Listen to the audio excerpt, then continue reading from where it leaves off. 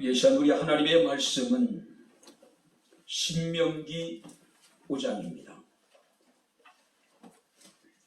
신명기 5장 16절 말씀, 한 절 말씀을 제가 봉독해 드리도록 하겠습니다. 신명기 5장 16절 말씀을 제가 봉독해 드리도록 하겠습니다. 너는 내 하나님 여호와께서 명령한 대로 내 부모를 공경하라. 그리하면 내 하나님 여호와가 내게 준 땅에서 내 생명이 길고 복을 누리리라. 아멘. 좋으신 아버지 하나님 감사합니다. 오늘도 화창한 봄날, 바쁘고 분주함과 일상의 피곤함과 공고한 가운데 살아계신 하나님을 예배케 하시고 이 시간 주의 말씀을 청종할 수 있는 은혜를 주심을 감사를 드립니다. 말씀이 선포될 때 우리의 마음의 문을 열어주시고 우리의 귀를 여셔서 성령이 교회들에게 하시는 주의 음성을 듣게 하옵소서. 깨닫게 하옵소서. 예수님 이름으로 기도하옵나이다. 아멘. 할렐루야. 자, 우리 옆에 있는 분들과 하나님 우리와 함께 하십니다. 인사하겠습니다. 하나님 우리와 함께 하십니다. 할렐루야. 김상일이라고 하는 분의 늙은 아버지와 아들이라고 하는 수필이 있습니다. 여러 가지 버전으로 이렇게 인터넷에 돌아다니더라고요. 그래서 실제적으로 제가 그분의 블로그에 들어가서 그분이 썼던 이 수필의 내용을 이제 다시 한번 확인해 봤습니다. 80이 넘은 이제 늙은 아버지가 이제 출근을 바삐 준비하고 있는 아들에게 아주 넌저시 조심스럽게 얘야 2만 원만 주고 가거라. 평생을 자식을 위해서 헌신했던 분입니다. 그러니까 스스로가 노후를 준비할 수 있는 것이 여의치 않았겠죠. 늘 친구들을 만나면은 이렇게 이제 그 소주도 얻어 마시기도 하고 또 이렇게 식사도 이제 친구들이 이렇게 사주면은 밖에서 먹기도 하고 그러니까 늘 미안한 마음이 있는 거예요. 그래서 오늘만큼은 내가 소주라도 한 잔 친구들에게 사줘야 되겠다. 그래서 아들에게 2만 원만 주고 가라고 했는데 아들의 반응은 매정합니다. 없어요. 근데 이제 주방에서 설거지를 하던 며느리가 그 부자간의 이야기를 듣고 그 낙심해 있는 그 시아버지의 모습을 보면서 마음이 굉장히 아팠어요. 그러다가 한참 이제 고민을 하다가 이제 급히 남편의 뒤를 따라갑니다. 버스 정류장까지 가서 그리고 이제 남편을 불러 세워요. 순창 목소리로 여보 돈 좀 주고 가. 왜? 애들 옷도 사줘야 되고 오늘 여고 동창 계보도 있어. 그러니까 남편이 이제 속주을 위해서 지갑을 꺼내더니 10만 원가량 돈을 꺼내가지고 이렇게 건너드려요. 담배값이 커피값인데 그러니까 넋두리를 하는 거죠. 다 뺏어간다고. 그러니까 차비를 빼놓고 이제 지갑에 있는 돈을 이렇게 다 뺏어버린 거죠. 그리고 집에 돌아오는데 시아버지가 이제 그 양지바른 그 아파트 담벼락에 기대서 가지고 하늘을 쳐다보고 계시더래요. 그래서 남편에게 빼앗은 그 돈을 그대로 시아버지에게 주면서 아버님 이거 가지고 소주도 사 드시고 친구들에게 이렇게 이제 오늘은 좀 대접도 해드리고 또 공원에 가서 산책도 가시고 또 맛있는 것도 드십시오. 다 쓰고 오십시오. 남편이 하루 일과를 마치고 집에 돌아왔는데 예전처럼 이제 아이들이 늘 이제 퇴근할 때 되면 깨끗하게 씻고 이제 아버지를 만나는데 그날따라 왠지 모르게 깨끗한 모습이더래요. 그래서 오늘 뭔 일 있나? 그리고 다음 날도 그 다음 날도 그 다음 날도 도저히 아이들의 꼴을 보니까 꼭 거지 같은 거예요. 그래서 한마디 합니다. 이렇게 내가 집구 속에서 뭘 하냐고 아이들도 시키지 않고 뭘 했냐고 아마 이제 타박을 한 거예요. 근데 이제 아내가 그런 얘기를 합니다. 아이 깨끗하게 키워서 뭐 하느냐. 우리가 늙어서 아이들에게 2만 원만 달라 해도 안 줄 놈들인데 아이들은 깨끗하게 키워서 뭐 하느냐. 그러니까 남편이 엄청난 충격을 받았습니다. 그래서 조심스럽게 이제 아버지 방에 문을 노크를 하고 이제 들어갔더니 오요토로라. 자식의 그 무정함, 매정함은 모든 게 잊어버린 것처럼, 그죠? 빨리 돌아가고 하면서 이게 자리를 이렇게 이제 펴주더래요. 그래서 이제 회사 일은 힘들지 않느냐, 지금 환절기인데 감기 조심하거라, 마치 어린 아이들을 타이듯이 이런저런 말로 그 자식에게 이야기하더래요. 그런 부모를 바라보는 이 자식 아들 입장에서는 얼마나 참 속이 상하겠어요, 그죠? 자신들의 한 행동에 대해서. 그래서 아버지의 손을 잡고 펑펑 울었다라고 이제 그런 내용이에요. 독일의 속담에 보게 되면은 한 아버지 10아들을 키울 수 있지만은 10아들은 한 아버지를 봉양하지 못한다는 이야기가 있더라고요. 오늘은 어버이 주일입니다. 사람은 누구나 어버이가 있죠. 어버이를 통해서 우리는 이 세상에 태어나게 되고 어버이의 어떤 영향을 받아서 이 세상에 우리는 살아갈 수밖에 없는 존재들이죠. 우리는 누군가의 어버이고 누군가의 자녀인 것이 사실입니다. 그런데 많은 사람들은 부모 없이 자기 혼자 스스로 태어나고 스스로 자란 것처럼 희고만장할 때가 얼마나 많은지 모릅니다. 자, 우리가 한국 사회가 산업화가 되고 사회적 구조가 급격하게 변화되면서 기존 가족 제도가 해체되게 되죠. 그래서 핵가족화되기 시작합니다. 자, 가장 중심의 가정이, 부부 중심의 가정이 아이 중심의 가정으로 변화되어지게 됩니다. 나쁜 부모가 불효자를 만든다는 이야기가 있어요. 자식을 자식으로 양육하는 것이 아니라 자식을 왕자처럼 공주처럼 떠받치다 보니까 그들은 자신이 왕자인 줄 알고 자신이 공주인 줄 알고 섬길 줄을 모르는 거예요. 그래서 그들에게 있어서 부모는 자신들이 부릴 수 있는 종이에요. 이것이 나이가 들고 성장해서도 불구하고 부모를 그렇게 대하게 된다는 이야기죠. 자, 어찌됐든 간에 핵가족화되고 자녀 중심의 가족이라고 하는 것은 사회에 심각한 여러 가지 문제를 유발하고 있는 것도 사실입니다. 개인적인 문제뿐만 아니라 가정의 문제고 이건 국가적인 문제가 될 수밖에 없는 거죠. 그렇죠? 자, 우리가 십계명을 정확하게 구분하면은 두 가지로 구분이 됩니다. 첫 번째는 뭐냐면 1계명부터 4계명까지는 바로 우리가 하나님을 어떻게 섬길 것인가에 대해서 이야기를 하고 있죠. 그리고 5계명부터 10계명까지는 우리가 인간관계 속에서 우리가 어떻게 행해야 될 것인가를 우리에게 이제 말씀하고 있습니다. 특별히 우리가 말씀을 보게 되면은 하나님과의 바른 관계, 또 사람들과의 바른 관계, 그 바른 관계를 통해서 우리는 성숙한 신앙인으로서 성장하게 된다라고 하는 사실이에요. 그런데 우리가 5계명에 대해서 뭐라고 말씀하고 있습니까? 약속 있는 첫 계명이라고 이야기를 하고 있어요. 1계명서부터 4계명까지는 우리가 하나님 어떻게 섬길 것인가에 대해서 말씀하고 있다면은 바로 인간관계 속에 주어지는 계명이 5계명부터인데 5계명의 첫 번째 계명이 뭡니까? 내 부모를 공경하라는 이야기예요. 그리고 이것은 약속 있는 첫 계명이라고 성경에 말씀하고 있으면 우리가 보게 됩니다. 자, 여기서 공경이라고 하는 단어는요, 히브리어로 카베드라고 하는 단어를 사용합니다. 무겁다. 무겁다. 그렇죠? 또 이 카베드라고 하는 단어가 명사로 사용될 때는 인간의 장기 가운데 가장 무거운 간을 상징해요. 그러니까 부모를 공경한다고 하는 것은 부모를 가볍게 여기지 말고 멸시하지 말고 자신의 신체 장기 가운데 가장 크고 무거운 간처럼 소중하게 여기라는 의미가 있는 거예요. 카베드라고 하는 단어의 반대말은 칼날이라고 하는 단어를 사용합니다. 이건 무슨 어떤 뜻이냐면 가볍다, 멸시하다. 자, 여러분들 우리가 창세기 말씀을 보게 되면은 아브라함에게는 사라라고 아내가 있었죠. 사라에게는 하갈이라고 하는 몸종이 있었습니다.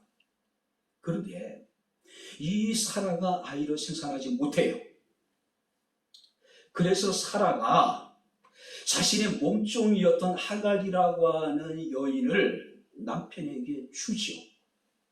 자신 아이를 생산하지 못하지만은 하갈이 아이를 낳으면 그 아이를 통해서 자신이 이제 양육하게 되면은 자신의 아들로 세우겠다는 이야기겠죠. 그런데 이 하갈이 아이를 갖자마자 자신의 주인이었던 사라를 멸시하죠. 그죠? 자, 여기서 우리가 칼날이라고 하는 이 단어는 바로 멸시하고 하찮은 존재로 여긴다는 뜻을 가지고 있는 거예요. 부모를 공경하라고 하는 의미 속에는 부모를 가볍게 여기지 말고, 부모를 멸시하지 말고, 부모를 하찮은 존재로, 내 삶의 거추장스러운 존재로 여기지 말고 자신의 신체 장기 가운데 가장 중요한 간처럼 소중하게 여기고 돌보란 이야기가 되겠죠. 자, 그렇다면 성경에서는 왜 우리들로 하여금 부모를 공경하라고 말씀을 하셨을까? 우리가 어버이 주일을 맞이하면서 우리가 부모 공경의 이유에 대해서 우리가 다시 한번 말씀을 살피면서 은혜를 나누도록 하겠습니다. 자, 15절 말씀 우리 다시 한번 같이, 16절 말씀을 다시 한번 같이 읽겠습니다. 너는 내 하나님 여호와께서 명령한 대로 내 부모를 공경하라. 그리하면 내 하나님 여호와가 내게 준 땅에서 내 생명이 길고 복을 누리리라. 너는 내 하나님 여호와께서 명령한 대로. 할렐루야. 아멘. 왜 우리가 부모를 공경해야 되는가? 성경은 십계명을 통해 이렇게 말씀하시기를 내 하나님 여호와께서 내게 명령한 대로. 부모 공경이라고 하는 것은 나의 선택이 아니라 필수예요. 하나님의 명령입니다. 너는 내 하나님 여호와께서 명령한 대로 내 부모를 공경하라고 말씀을 하고 있습니다. 우리나라는 예로부터 조상과 부모를 잘 모시기로 소문난 나라죠. 그래서 동방예의지국이라고 이야기를 합니다.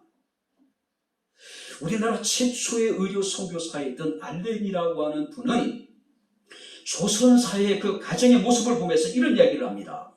조선은 늙음과 죽음이 두렵지 않는 노인들의 천국이다.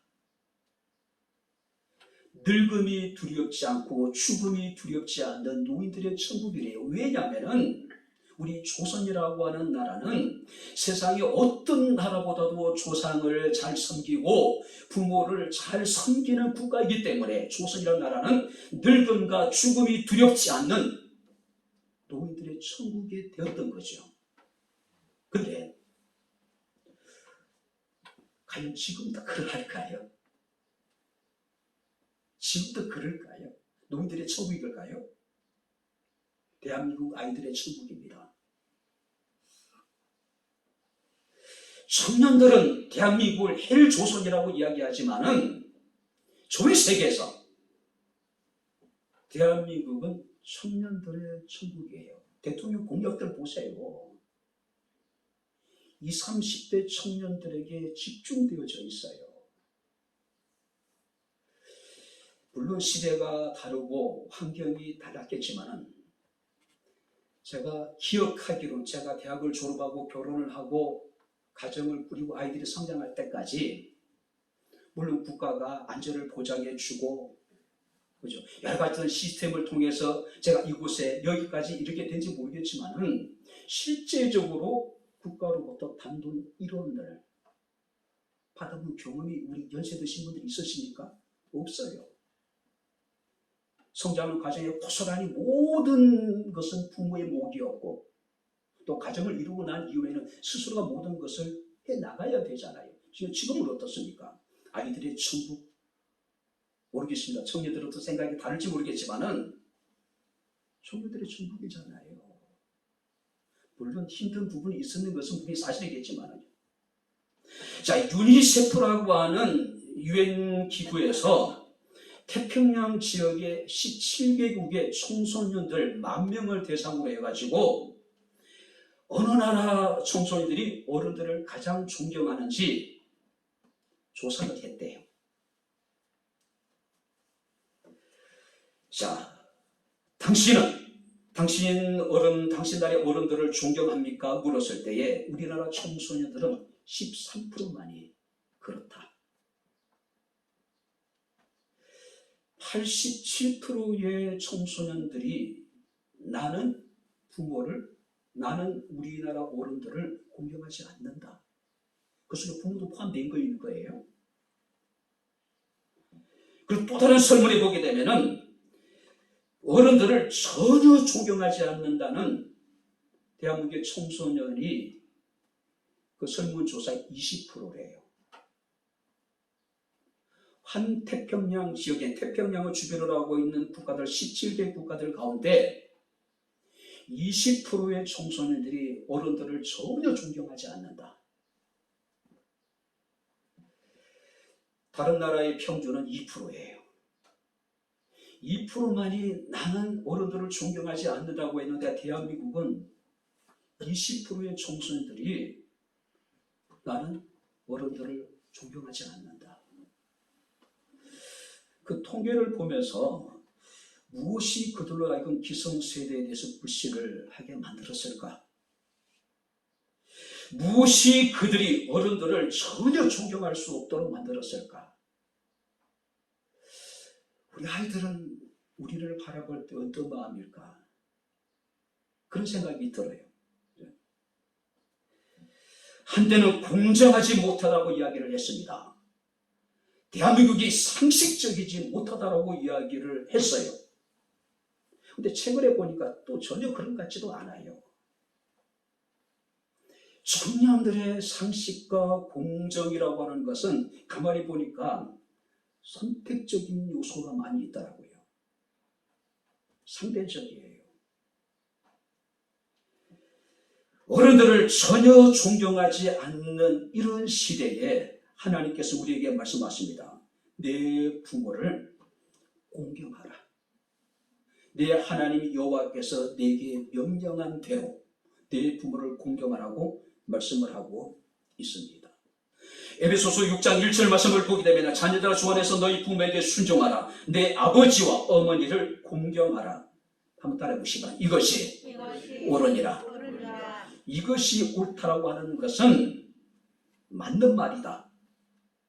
의로운 말이다. 당연하다는 거예요. 이 본문을 직역을 하게 되면은 자녀들아 주 안에서 너희 부모에게 순종하라. 내 아버지와 어머니를 공경하라. 왜냐하면 이것이 옳기 때문이다. 옳은 일이기 때문에 하나님께서 우리에게 부모를 공경하라고 말씀하라고 있는 겁니다. 칼빈은 이 본문을 하나님의 말씀에 비추어 합당하다라고 표현하고 있고, 칼 바르트라고 하는 분은 자녀가 부모에게 순종하는 것이 하나님의 창조의 질서라고 이야기를 했습니다. 매일 똑같은 설교를 하면서 과연 목사님 그러면은 부모 공경에 대해서 자유롭습니까? 전혀 자유롭지 못해요. 저희 부모님이 연탄 가게를 하셨어요. 늘 학교를 다녀오면은 제가 하는 일은 뭐냐면 중학교 2학년 때부터 연탄 시계를 치는 것이고 연탄 이하가를 끌고 연탄을 배달하는 일을 했습니다. 그것도 국가자 1동, 2동 2개나 가게가 있었어요. 얼마나 바쁘겠어요. 그렇다고 돈이나 많이 벌면은 그래도 일을 할 맛이 나는데 한 장 팔아서 1원, 2원 이렇게 남긴 무슨 돈을 벌겠어요. 일은 힘대로 들고 돈은 제대로 벌지 못하고. 지금 생각해도 늘 아쉬운 마음뿐입니다. 만약에 지금 그럴 가능성이 제로에 가깝지만은 아버님이 어머님이 다시 돌아오실 수 있다면 정말 잘하고 싶은데 그렇지 못해요. 학교 다니기 싫어하고 저희 부모님 그런 얘기 했습니다. 공부를 하라고 그렇게 얘기를 하세요. 공부해서 남주냐고 이야기를 하셨습니다. 그래서 이제 어린 마음에 엄마 아빠는 공부했냐고 막 제가 대들었던 기억이 나요. 근데 저희 어머니가 하신 말씀이 있어요. 내가 공부를 못했기 때문에, 그것이 한이 됐기 때문에 너에게 공부하라고 하는 것이 아니냐. 저는 이 설교도요 마찬가지인 것 같습니다. 제가 못해봤기 때문에, 시간이 지난 것이 가슴에 응어리가 되어졌기 때문에, 뭐 한이라고 표현하기는 모르겠지만은 그게 후회가 되기 때문에 지금 제가 이런 설교를 할 수 있는 것이겠죠. 자, 예수님 당시에 바리새인들이 있습니다. 자, 이 바리새인들은 예수님으로부터 집중적으로 책망을 받았던 사람들이에요. 바리새인의 특징이 뭡니까? 위선이에요. 위선. 자, 이 바리새인들은 누구보다도 하나님을 잘 섬겼습니다. 그럼에도 불구하고 그들은 부모를 부양하는 일에 굉장히 그들은 소홀한 사람들이었어요. 특별히 여러분들, 이 바리새인들은 고르반 제도를 굉장히 악용을 했어요. 고르반이라는 게 무슨 말이냐면은 내가 가진 재산을 내가 하나님께 바쳤다라고 선언을 하는 거예요. 그러면 내가 가진 모든 재산이 하나님의 것이기 때문에 내가 부모를 부양해야 될 책임을 지지 않아도 되는 거예요. 왜? 하나님의 것이기 때문에, 하나님께 드려진 것이기 때문에. 그러니까 그들은 어떻습니까? 부모 부양의 책임을 그들은 회피하기 위해서 내가 가진 모든 재산은 내가 하나님께 바쳤습니다 선언을 하는 거예요. 그리고 이제 내 것이 없기 때문에 부모를 부양할 책임이 없는 거예요. 무슨 얘기예요? 신앙이라고 하는 이름으로 그들은 아주 사악한 범죄를 그들이 행했다라고 하는 거예요. 오늘 우리가 신앙생활만 잘하면은 하나님이 기뻐하시고, 내가 열심히 하나님께 드리기만 하면은 내가 해가지 못한 모든 것도 하나님 다 이해하실 것이야. 그건 아니라는 거죠. 그죠? 부모를 공경하지 않는 것은 가장 사악한 죄악 가운데 하나입니다. 어떤 사람은 공경하지도 않을 뿐만 아니라 부모를 공경하는 것이 아니라 부모를 공격하는 사람도 있어요. 사사건건. 틈만 나면은 부모를 비난하고 부모를 공격하고, 자신의 모든 문제가 부모의 탓인 것처럼 부모에게 책임을 전가시켜버리는 거예요.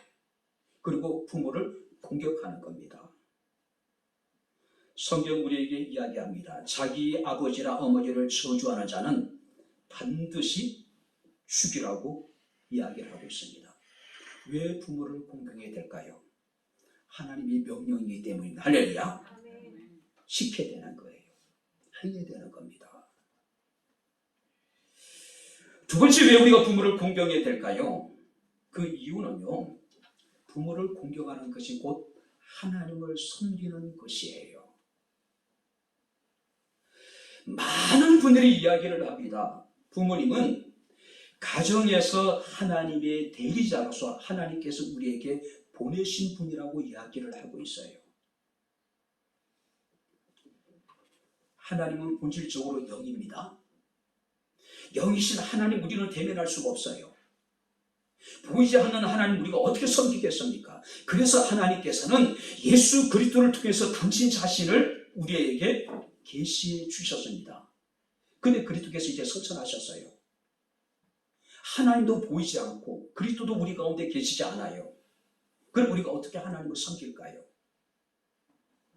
바로 하나님께서는 우리의 가정에서 하나님을 섬길 수 있도록 하기 위해서 하나님의 대리자로서 하나님 부모를 우리에게 주셨다는 겁니다.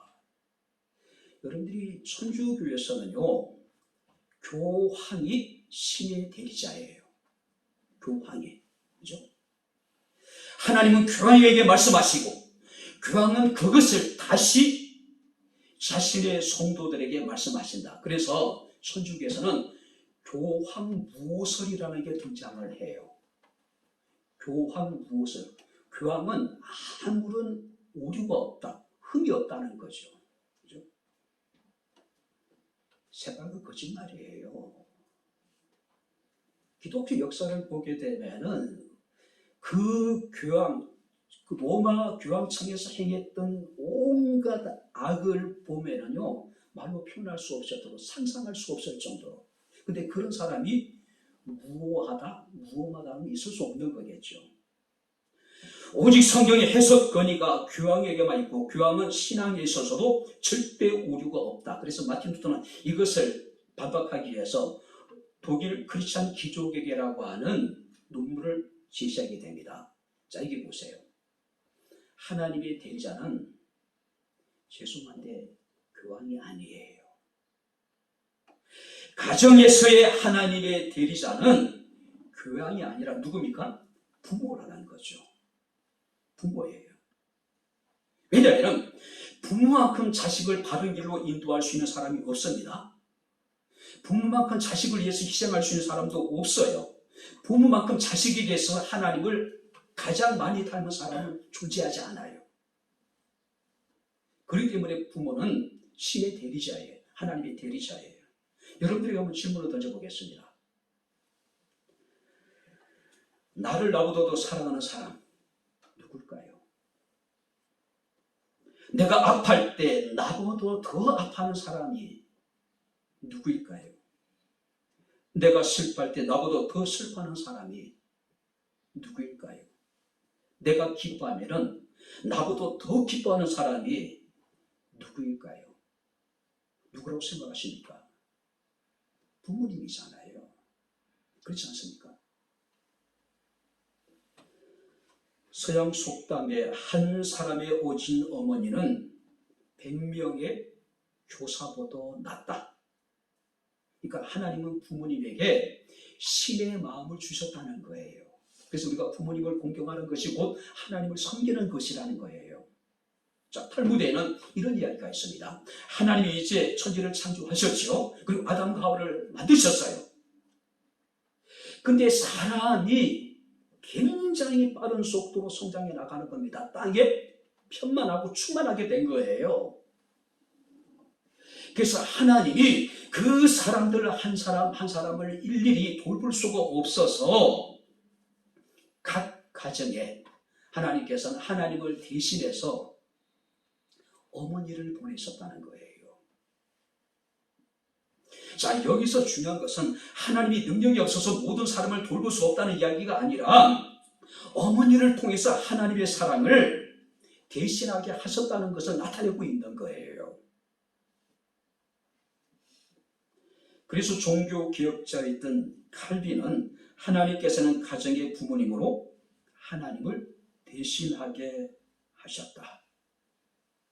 주님께서 이 땅에 오셔가지고 우리를 올바른 길로 인도하시고 우리를 가르치시고 우리를 양육하시고 우리를 보호하셨죠. 그 일을 지금 누가 합니까? 부모님들이 하고 있는 거예요.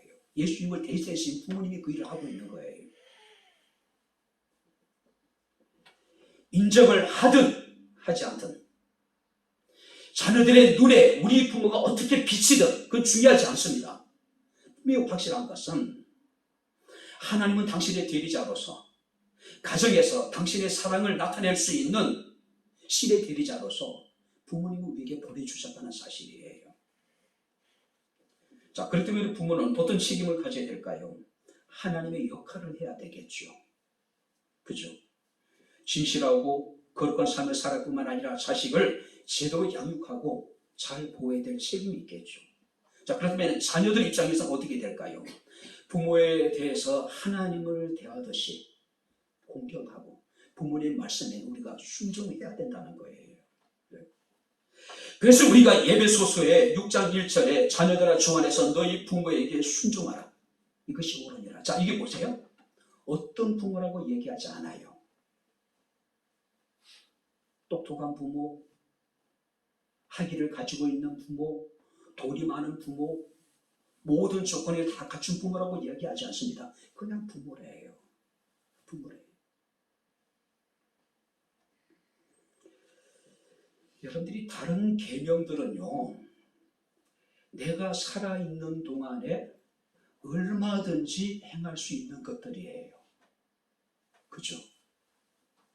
설사 우리가 계명을 어겼다 하더라도 언제든지 우리가 회개하고 다시 돌이킬 수 있어요. 근데 부모를 공경하라고 하는 이 계명은 부모가 생존해 계시는 동안 한시적으로 우리가 행할 수 있는 계명이라는 거죠. 부모가 돌아가시면요, 우리가 5계명을 아무리 행하고 싶어도 다시는 행할 수 없어요. 남는 건 뭡니까? 미련과 아쉬움과 후회, 그것만이 남아요. 우리가 다른 계명들은 우리가 설사 그 계명을 지키지 못했다 하더라도 우리가 살아있는 날 동안에는 언제든지 회개하고 돌이키고 행복할 수 있지만은 부모를 공경하라고 하는 이 계명은 부모님이 살아계시는 동안에 한시적으로 주어진 계명이라는 거죠. 반드시 지켜야 된다는 거죠. 그렇지 않습니까? 작년에 장모님이 돌아가셨죠. 작년 4월 달에. 몇 주 전부터 내가 부활절 예배를 마치고 하나님께 예배드리다가 내가 하나님께 갈 것이다. 슬퍼하지도 말고 울지도 말라고 저희들에게 신신당부하셨어요. 우리 방사님이 앉아 계시는 그 정도 자리에 앉으셔서 예배를 드리시고 그리고 축도를 마치셨을 때 하나님의 부르심을 받으시고 천국에 올라가셨죠. 모든 교회들이 다 서서 지켜보는 가운데 100일 동안에 저희 집에 모시고 있으면서 제 마음속에 그게 있는 거예요. 저희 아버님, 어머님, 자매들은 돌아가시고 난 후에 남는 건 뭡니까? 후회예요. 아쉬움이에요. 미련뿐이었어요. 100일이지만은 내가 최소한 그 100일 동안의 어떤 아쉬움만 없이 만들어야 되겠다. 물론 그래도 아쉬움이 남을 수밖에 없겠죠. 그죠? 돌아가시면 다시는 지킬 수 없는 것이 이 5계명이에요. 부모를 공경하라고 하는 주의 명령이에요.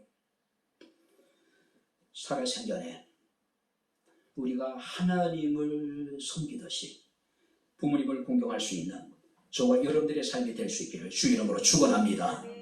자식을 향한 부모의 사랑은 선천적이에요. 그러나 부모를 향한 자식의 사랑은 후천적이에요. 노력하지 않으면, 힘쓰지 않으면 불가능한 거예요. 왜 우리가 부모를 공경해야 될까요? 우리가 성경 말씀을 보게 되면 너는 내 하나님 여호와께서 명령한 대로 내 부모를 공경하라. 그리하면 내 하나님 여호와가 내게 준 땅에서 내 생명이 길고 복을 누리리라. 부모 공경은 축복의 통로입니다. 이것이 목적이 되면 안 되겠죠. 그죠? 에베소서 6장 1절 3절 말씀을 보게 되면 자녀들아 주 안에서 너희 부모에게 순종하라. 이것이 옳으니라. 내 아버지와 어머니를 공경하라. 이것이 약속 있는 첫 계명이니 이로써 내가 잘되고 땅에서 장수하리라. 약속 있는 첫 계명.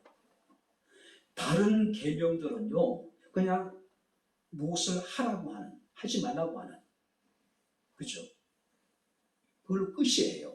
그러나 이 5계명은 부모님을 공경하라고 하는 이 계명은 약속이 따라요. 약속이나 첫 계명이라는 의미 속에는 모든 인간관계 속에서 가장 첫 번째 되는 바로 이 약속, 그 관계이고 두 번째 가장 중요한 것이라는 거죠. 한 생명이 가장 먼저 만나는 것이 부모님이지요. 바로 아버지와 어머니의 관계 속에서 우리는 이제 잉태되어지게 되죠. 우리가 태어나서도 제일 먼저 만나게 되는 것이 우리의 부모님일 것이죠. 그리고 그 환경과 또 여러분들이 그 관계 속에서 우리는 성장하게 되고요.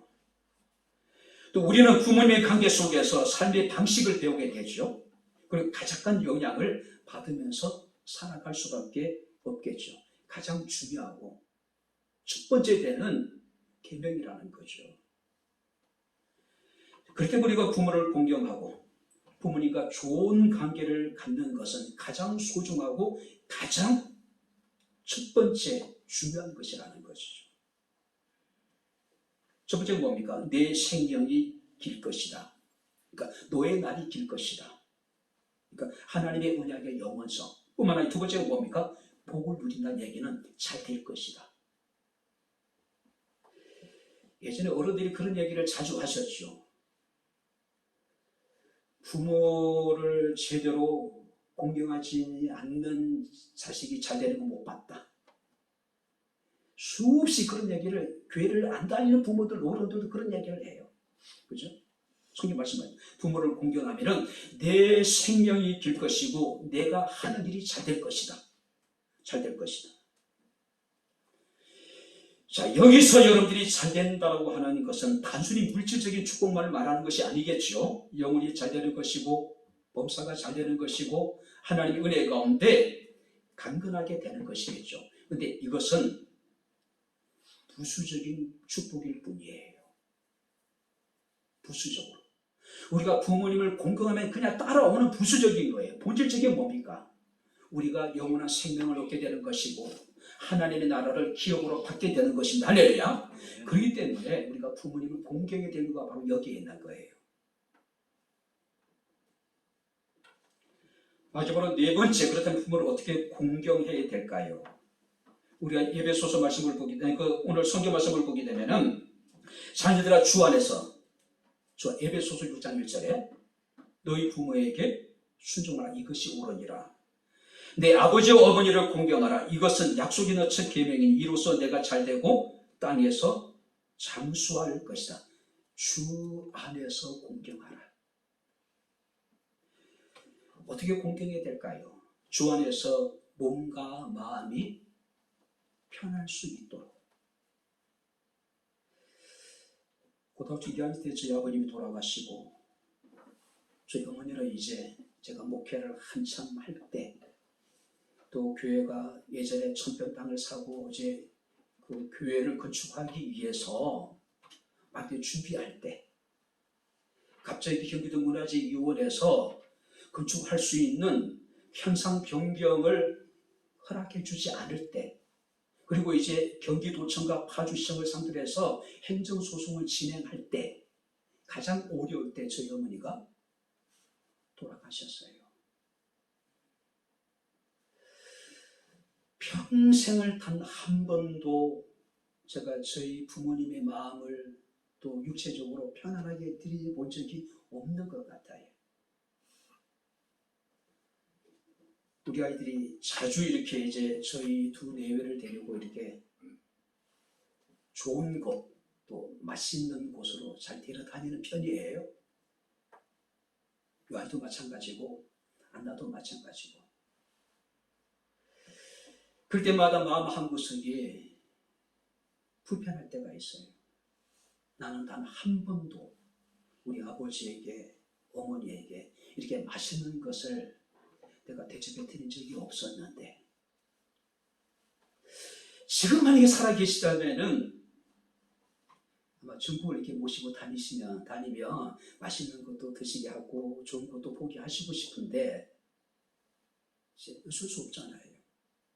어떻게 공경할 것인가? 주 안에서 몸과 마음이 편할 수 있도록. 두 번째는 뭐냐면은 부모님의 뜻을 우리가 잘 받들어주는 것. 세 번째가 뭐냐면은 주 안에서 부모님이 평생 살아오신 삶의 궤적을 존중해 주는 것. 부모가 어떤 삶을 살아오셨든지 간에 그것을 인정하고 존중해주고 그 부모의 삶을 소중하게 여기는 것. 부모님이 어떤 모습으로 살아오셨든 간에 그 상황, 그 시대 속에서 우리 부모님은 최선을 다하신 분들이에요. 최선을 다하셨지만 때로는 우리가 기대하는 것만큼 그렇게 우리가 모든 것을 얻지 못했을 수도 있을 수 있습니다. 하지만 분명한 것은 저희 부모님을 볼 때에, 저희 장인어른이나 장모님을 볼 때에 그 시대 속에서, 그 상황 속에서 그분들은 자식들을 위해서 최선을 다하셨어요. 그리고 그 연장선상에 우리가 지금 있는 겁니다. 그러니까 부모의 삶을 부정한다고 하는 것은 결국 자기 자신을 부정하는 거예요. 많은 사람은 이야기합니다. 내 인생은 나의 것이고 내가 태어날 때부터 지금까지 이것이 내 인생이라고 이야기하죠. 그러나 엄밀한 의미에서는요, 내 인생이라고 하는 것은 부모님의 삶에 덧붙여진 존재예요. 그런데 내 삶의 뿌리가 되는 부모의 삶을 우리가 인정하지 않고 존중하지 않고 만약에 그 부모의 삶을 무시한다면 자기의 어떤 존재를 부정하는 거죠. 그죠? 어쩌면 내 삶이, 우리의 삶이 우리 부모님의 삶의 열매고 결실이에요. 내가 잘났든 못났든 내 지금 위치가 어디 있든 간에 내가 될 수 있었던 것은 부모님의 은혜죠. 부모님의 사랑이에요. 혼시적인 희생이 있었기 때문에 가능했다는 이야기겠죠. 최소한 오늘은 어버이 주일이고 또 어버이 날입니다. 무엇으로 우리 부모님의 몸과 마음을 편안하게 해줄 수 있을까요? 따뜻한 말 한마디, 고맙습니다, 사랑합니다, 그냥 손 한번 잡아줄 수 있다면 부모님이 그것으로 굉장히 행복해 하실 것 같아요. 부모님은 그 한마디에 됐다 그러실 것 같아요.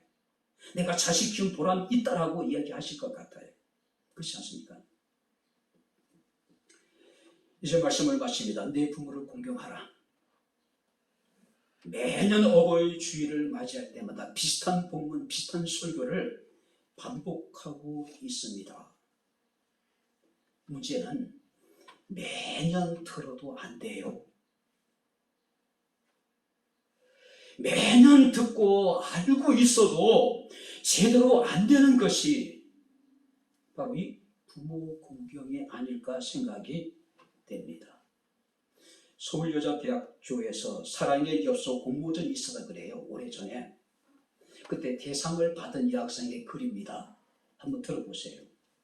아마 이 여학생이 자신의 어머니가 그 이양 판정을 받고 난 다음에 이 글을 썼던 것 같아요. 아마 여러분들이 알고 계신 분들은 아마 알고 계실 것이고요. 한번 여러분들이 정말 가슴에 와닿는 공감되는 글이라 여러분들에게 읽어드리겠습니다. 어머니, 나에게 티끌 하나 주지 않는 그림들이 내게 손을 내밀 때면 불쌍하다고 생각했습니다. 그러나 나에게 전부를 준 어머니가 불쌍하다고 생각해 본 적은 없습니다. 나한테 밥 한 번 사준 친구들과 선배들은 고마웠습니다. 답례하고 싶어서 불러냅니다. 그러나 날 위해 밥을 짓고 밤늦게까지 기다리는 어머니께 감사하다고 생각해 본 적은 없습니다.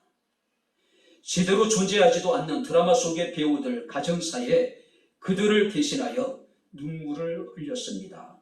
그러나 일상이 지치고 힘든 어머니를 위해 진심으로 눈물을 흘려본 적은 없습니다. 골방에 누워 아파하던 어머니 걱정은 제대로 한 번도 해본 적이 없습니다. 친구와 애인에게는 사소한 잘못 하나에도 미안하다고 사과하고 용서를 구했습니다. 그러나 어머니에게는 잘못은 셀 수 없이 많아도 용서를 구하지 않았습니다. 죄송합니다. 죄송합니다. 이제 알게 돼서 죄송합니다. 아직도 너무나 많은 것을 알지 못해 죄송합니다. 이런 내용이에요. 우리는 부모는 다 그래야 된다고 생각했죠. 모든 것이 당연하다고 생각합니다. 당연하기 때문에 우리는 감사하지 않아요. 오히려 우리는 어떻습니까? 불평하고 원망하고 짜증내고 부모가 마치 자신의 삶의 아주 샌드백처럼 분풀이하는 하풀이하는 그런 존재로 우리가 여겨질 때가 얼마나 많은지 모릅니다. 내 부모를 공경하라. 정영복이라고 하는 시에 이런 글이 있더라고요. 그럭저럭 견딜 만한 인생살이 갔다가도 세상살이가 힘겨워 문득 쓸쓸한 마음이 들 때 나지막이 불러보는 세 글자, 어머니. 이 시가 참 공감이 되더라고요. 아버지. 하늘의 핀 꽃은 별이라 하고 가슴에 핀 꽃은 사랑이라고 합니다.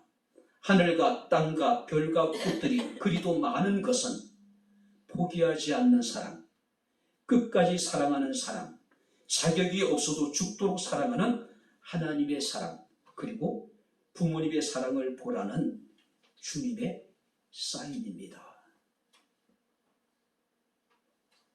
내 부모를 공경하는 것은 하나님의 명령입니다.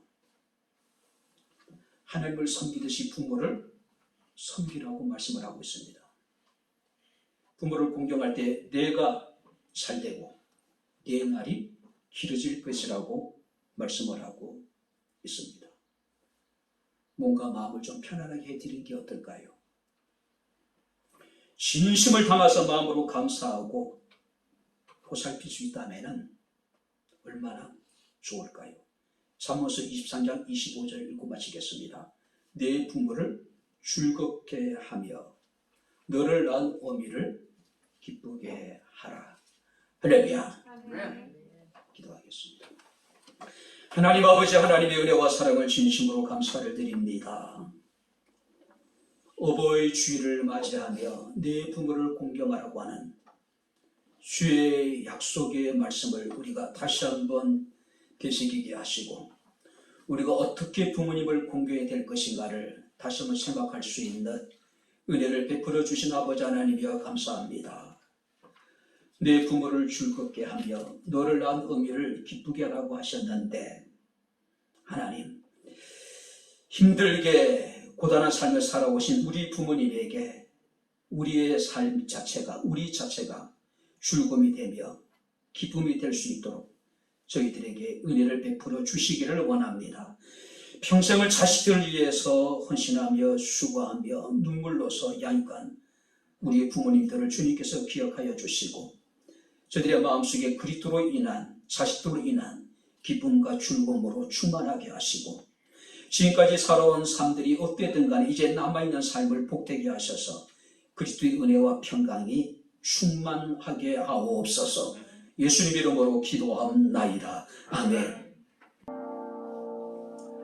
이제는 우리 주 예수 그리스도의 은혜와 하나님의 크신 사랑과 성령님의 교통, 교제의 제 충만 역사 인도하시니 거룩한 주일, 어버이 주일을 맞이하여서 살아계신 하나님께 예배하며 부모님께 감사함으로 영광을 돌린 주의 사랑하는 모든 성도들 머리머리 위에 저들의 가정과 직장과 사업장과 이 교회와 이 나라 이 민족 위에 지금부터 영원토록 함께 있을지어다.